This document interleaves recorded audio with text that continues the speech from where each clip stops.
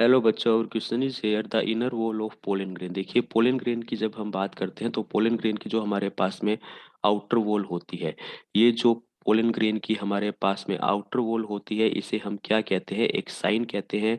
और ये हमारे पास में हार्ड होती है। और कैसी होती है बेटा? थिक होती है। और किसकी बनी होती है? स्पोरोपोलेनिन की बनी होती है। ठीक है। और वहीं जब हम बात करें इनर वॉल की, इसकी जो इनर वे वॉल होती है वो हमारे पास में सॉफ्ट होती है। ये जो इनर वॉल है, ये हमारे पास में कैसी होती है बेटा? सॉफ्ट होती है। सेलुलोज एंड पेक्टिन की बनी होती है।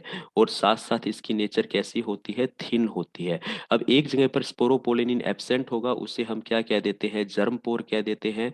जबकि हमारा इनर वॉल जो है, जिसे हम इंटाइन कहते हैं, जिसे हम क्या कहते हैं? इंटाइन कहते हैं। ये सब जगह पर प्रेजेंट रहती है कंटिन्यूस फॉर्म के अंदर। तो ये थिन है, कंटिन्यूस एंड पैक्टो सेलुलोज, यानी कि सेलुलोज एंड पैक्टिन की बनी हुई है। और इसे इंटाइन कहा जाता है। बिल्कुल सही स्टेटमेंट है।